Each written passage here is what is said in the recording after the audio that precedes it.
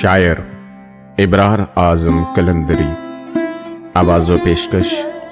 اعظم حسین۔ ایک حسین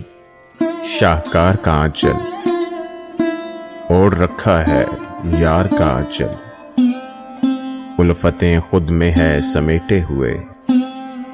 مست و بے خود خمار کا آنچل،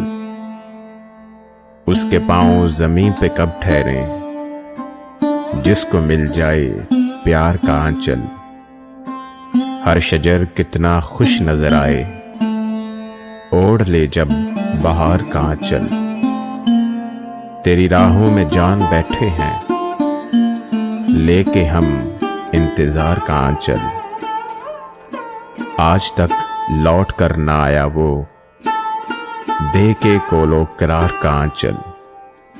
سچ کی پاداش میں ہے یہاں عازم